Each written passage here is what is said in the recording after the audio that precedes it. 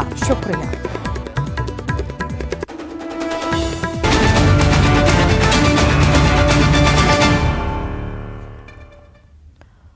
नमस्कार, बहुत स्वागत है आपका छत्तीसगढ़ राउंड अप आप देख रहे हैं। मैं हूं आपके साथ ऋतु ज्ञानवानी। रायपुर से बड़ी खबर की बात करेंगे। रमन सिंह ने राज्य सरकार पर निशाना साधा है। आर्थिक सर्वेक्षण में सामने आई सच्चाई, छत्तीसगढ़ मॉडल की सच्चाई सामने आई है। 1.5 दशक जो प्रदेश विकास का गढ़ रहा, आज वही राज्य पिछले पायदान पर खड़ा है। आज पेश हुए आर्थिक सर्वेक्षण का हवाला दिया। पूर्व मुख्यमंत्री ने ट्विटर पे निशाना साधा है।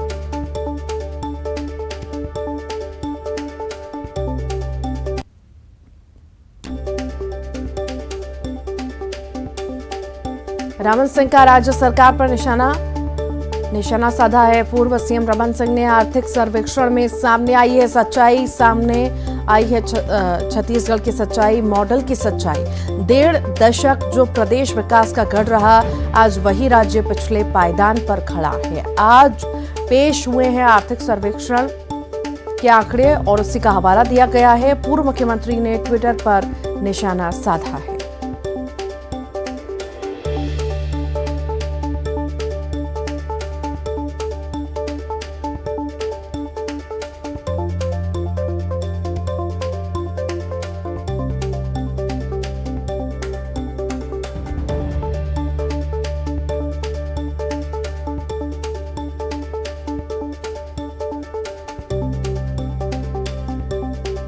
तो ये बड़ी खबर आपको बता रहे हैं। रमन सिंह का राज्य सरकार पर निशाना, आर्थिक सर्वेक्षण में सच्चाई सामने आई है। छत्तीसगढ़ मॉडल की सच्चाई सामने आई है। 1.5 दशक जो प्रदेश विकास का गढ़ रहा, आज वही राज्य पिछले पायदान पर खड़ा है।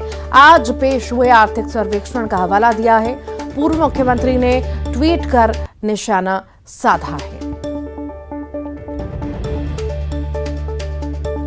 रमन सिंह ने राज्य सरकार पर निशाना साधा। आर्थिक सर्वेक्षण में आज जो सच्चाई सामने आई है छत्तीसगढ़ मॉडल की सच्चाई। ये निशाना साधा गया है रमन सिंह द्वारा। 1.5 दशक जो प्रदेश अव्वल रहा, उसकी हालत क्या कर दी है, ऐसा उनका साफ तौर से कहना है। विकास का गढ़ रहा है 1.5 दशक तक, आज वही राज्य पिछले पायदान पर खड़ा है। आज पेश हुए आर्थिक सर्वेक्षण का उन्होंने हवाला दिया है। पूर्व मुख्यमंत्री ने ट्वीट कर निशाना साधा।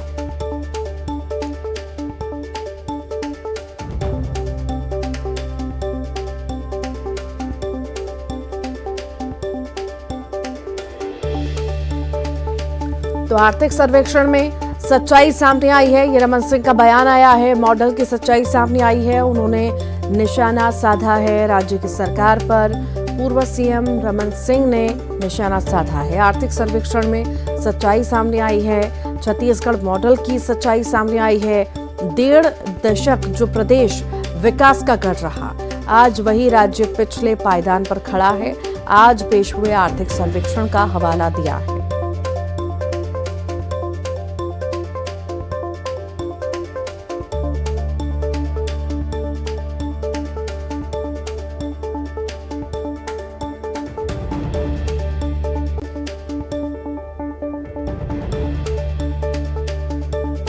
तो पूर्व सीएम ने निशाना साधा। ये बड़ी खबर इस वक्त आपको बता रहे हैं। आज आर्थिक सर्वेक्षण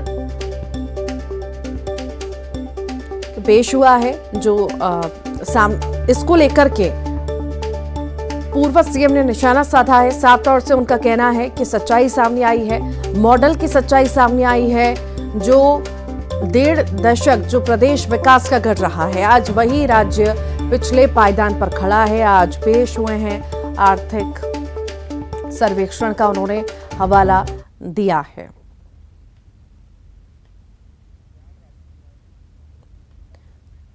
और खास चर्चा के लिए घनश्याम राजू तिवारी हमारे साथ जुड़ गए हैं, कांग्रेस प्रवक्ता हैं। घनश्याम जी, बहुत स्वागत है आपका न्यूज़ 18 में। रमन सिंह जी कह रहे हैं कि आर्थिक सर्वेक्षण में जो चीजें निकल करके सामने आई है, उससे पता चलता है कि सरकार की आखिर सच्चाई क्या है, मॉडल की सच्चाई क्या है। किस तरह देखते हैं आप? देखिए, 15 साल प्रदेश में भारतीय जनता पार्टी डॉक्टर रमन सिंह जी की सरकार रही और 15 सालों में जिस प्रकार से सरकारी खजाने को 50,000 करोड़ रुपए से खाली कर गए और आर्थिक सर्वेक्षण की जहां तक बात हुई है, तो निश्चित तौर पर छत्तीसगढ़ में आर्थिक रूप से उन्नति किसी की हुई है तो डॉक्टर रमन सिंह और रमन सिंह जी के परिजनों की हुई है।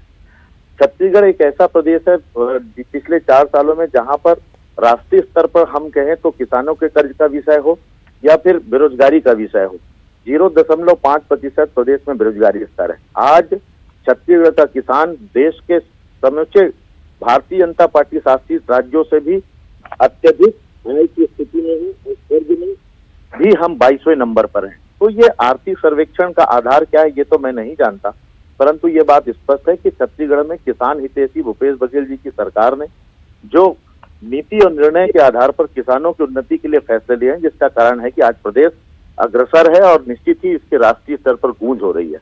लगातार जिस प्रकार से राजीव गांधी किसान न्याय योजना और गोधन न्याय योजना की जो चर्चा आज भूरी भूरी रूप से केंद्र सरकार भी तारीफ करती है, ये सारी चीजें आधार हैं इस प्रदेश की और हमें सर्टिफिकेट डॉक्टर रमन सिंह जी की आवश्यकता नहीं है। वो अपने आर्थिक उन्नति का ब्यौरा रखें जिसकी शिकायत लगातार हो रही है। घनश्याम जी, आखिर किस तरह से सरकार देखती है इसे आर्थिक सर्वेक्षण का जो आंकड़ा आया है, क्या वाकई बदलाव की जरूरत है? पर्सनली क्या सोचते हैं आप इस बारे में? छत्तीसगढ़ में आर्थिक रूप से संपन्नता है। छत्तीसगढ़ कृषि आधारित प्रदेश है, 85% यहाँ पर कृषक लोग ही रहते हैं और छत्तीसगढ़ की आर्थिक उन्नति और स्थिति भी कृषक और किसानों के साथ जुड़ी हुई है। 4 सालों में कोविड के इन 2 सालों को भी छोड़ दे तो 2 वर्ष का जो कार्यकाल हमें प्राप्त हुआ भूपेश बघेल जी की सरकार को, निश्चित तौर पर नई ऊंचाइयां और नई बुलंदियों को हमने छुआ है।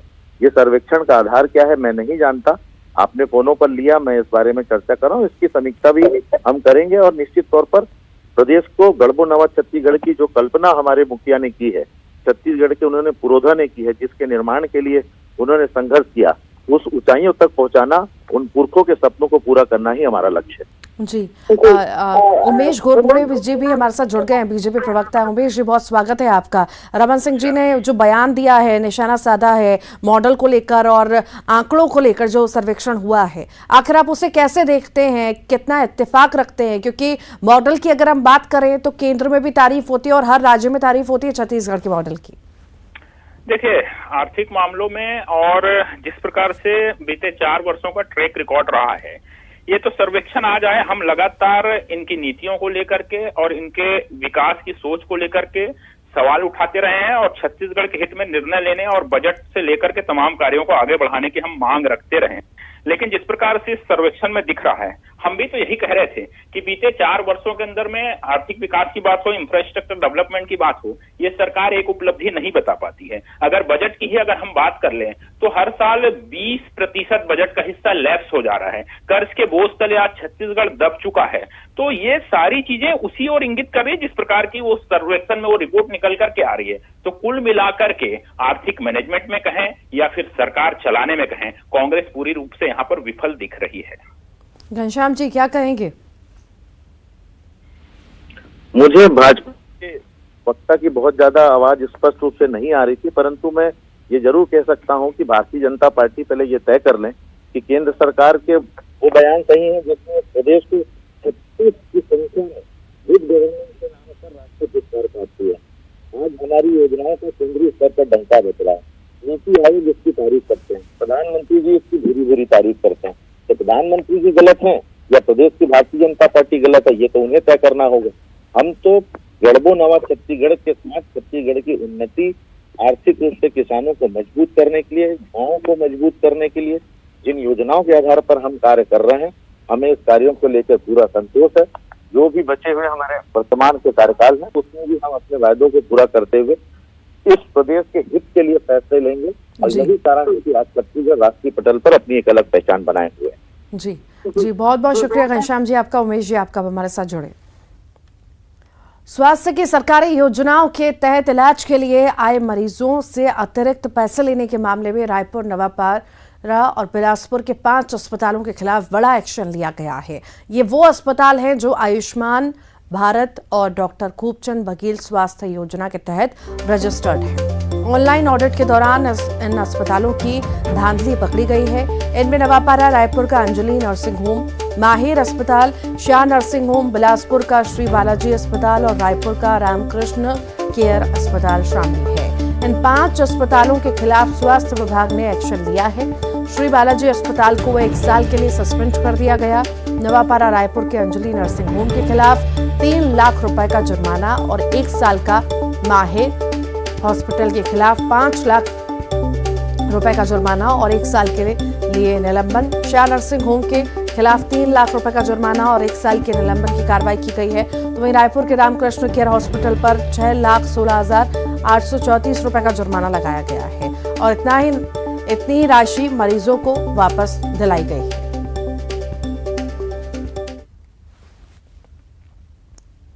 गरियाबंद में मेड़की डबरी गांव के रहने वाले शैलेंद्र को बेहतर इलाज के लिए रायपुर भेजा गया है। शैलेंद्र प्रोजेरिया नाम की बीमारी से ग्रसित है, जो कुछ दिनों से बीमार चल रहा था। न्यूज़ 18 ने इस खबर को प्रमुखता से दिखाया था, जिसके बाद प्रशासन ने पहल की। स्वास्थ्य विभाग की टीम ने शैलेंद्र के घर पहुंचकर उसका हाल जाना और आगे उसकी जांच के लिए रायपुर भेजा गया। आपको बता दें कि प्रोजेरिया बीमारी से ग्रसित शैलेंद्र को 1 दिन का कलेक्टर भी बनाया गया था।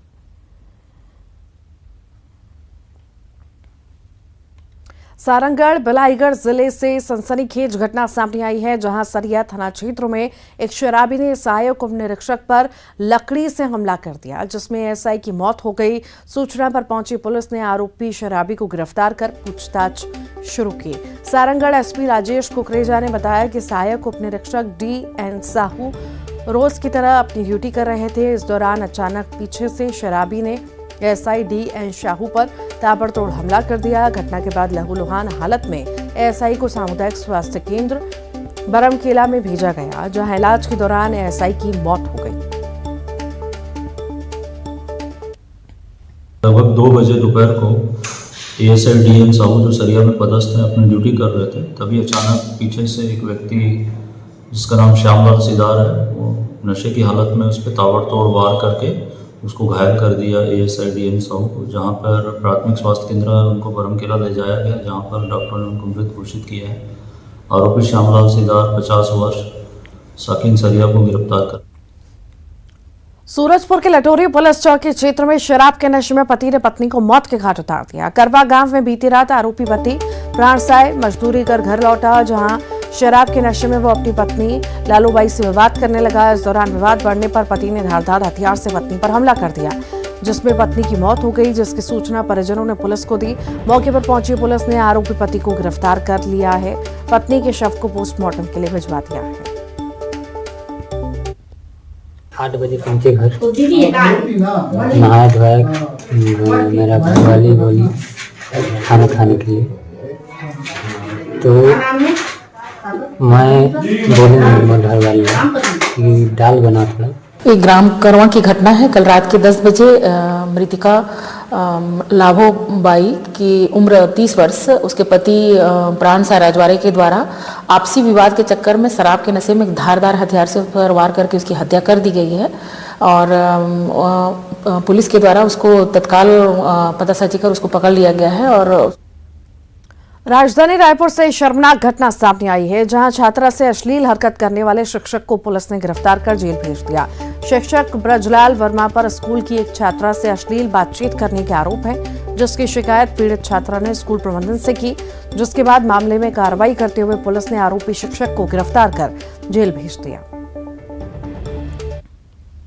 थाना मंदिर हसौद क्षेत्र के जो ग्राम चंदपुरी है, उसके शासकीय स्कूल में एक घटना हुआ था, जहां वहां का जो टीचर है वर्मा, उसके द्वारा वहाँ की पढ़ने वाली बच्ची है उसके साथ छेड़खानी करके अश्लील बातें बोली गई थी, जिसके संबंध में प्रधान पाठिका के द्वारा थाना में रिपोर्ट करने पर जो आरोपी टीचर है। कोरबा में बालकों की 3 कंपनियों के दफ्तर में नगर निगम ने ताला जड़ दिया है। बिना अनुमति से चल रही इन कंपनियों पर नगर निगम ने कार्रवाई करते हुए इन्हें बंद कर दिया। भारत एल्युमिनियम कंपनी बालकों को अपनी सेवाएं दे रही है। ACC इंडिया, सुभाष इंडिया और KEC प्रोजेक्ट नाम की कंपनियों के दफ्तरों पर नगर निगम अधिकारियों ने ताला लगा दिया है। 50 से अधिक अधिकारियों और कर्मचारियों ने बालको प्लांट पहुंचकर इन तीनों कंपनियों में ताला जड़ दिया। रायपुर के सिलतरा इलाके से बड़े हादसे की खबर सामने आई। दरअसल ग्राम सकरा राखड़ में सुरंग धंसने से 3 लोगों की मौत हो गई, जिसमें 2 महिलाएं, 1 पुरुष शामिल है। वहीं हादसे में एक 15 वर्षीय नाबालिग भी घायल हो गई। सिलतरा के ग्राम सकरा के आसपास रहने वाले ग्रामीण कंपनी द्वारा निकाले गए मलबे से कोयला निकाल रहे थे। इसी दौरान हादसा हुआ।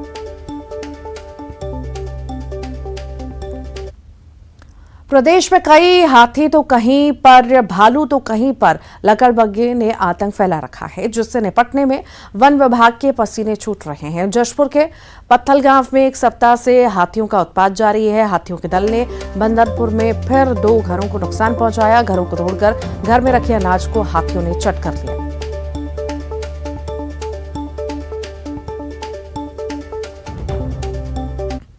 कोरबा जिले के जनपद पंचायत पोंडी उपरोडा में सामान्य सभा की बैठक में वन मंडल के अधिकारी उपस्थित नहीं रहे, जिसके चलते वहां उपस्थित सभी जनपद सदस्यों ने सामान्य सभा का बहिष्कार कर दिया। सदस्यों का कहना है कि बैठक में वन विभाग से जुड़े मुद्दों पर विशेष रूप से चर्चा की जानी थी। बलरामपुर में पुलिस की सुस्ती से चोरों के हौसले बुलंद हैं। चोरों ने पुलिस को खुली चुनौती देते हुए रामानुजगंज में एक ही रात में एक साथ कई दुकानों और मकानों को निशाना बनाया। चोरों ने लाखों रुपए की संपत्ति पर हाथ साफ कर दिया।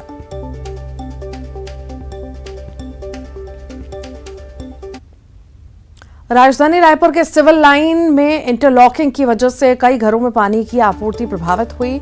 निगम अमले की ओर से इंटरलॉकिंग का कार्य किया जा रहा है, जिसके चलते मुख्यमंत्री निवास, स्वास्थ्य मंत्री, गृह मंत्री आवास सहित सैकड़ों घरों में पानी नहीं पहुंचा।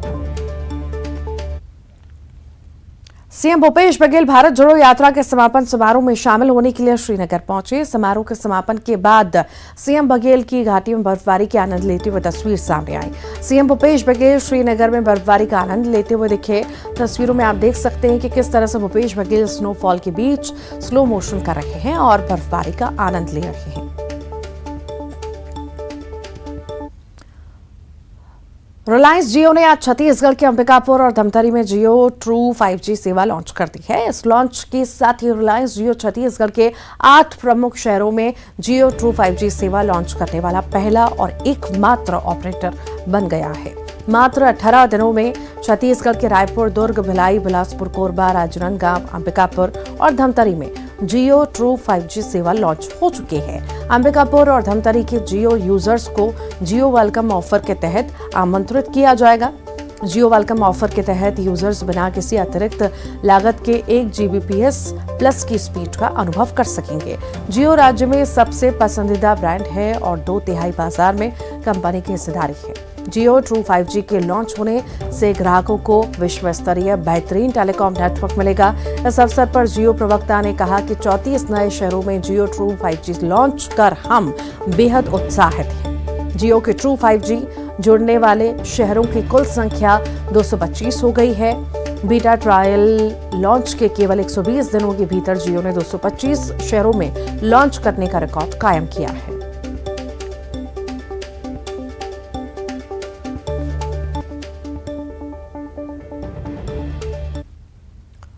और आइए अब देखेंगे 25 सेकंड में खबर। रायगढ़ वन मंडल के उड़दना क्षेत्र की घटना, जंगल में लगी आग। शहर से लगे उड़दना के जंगल में देर शाम देखी आग की लपटें। कवर्धा में बजट को लेकर मंत्री मोहम्मद अकबर का बयान, केंद्रीय बजट से नहीं है कोई उम्मीद। बिलासपुर हाईकोर्ट पहुंचा नेता प्रतिपक्ष नारायण चंदेल का बेटा पलाश चंदेल, FIR निरस्त करने के लिए लगाई याचिका।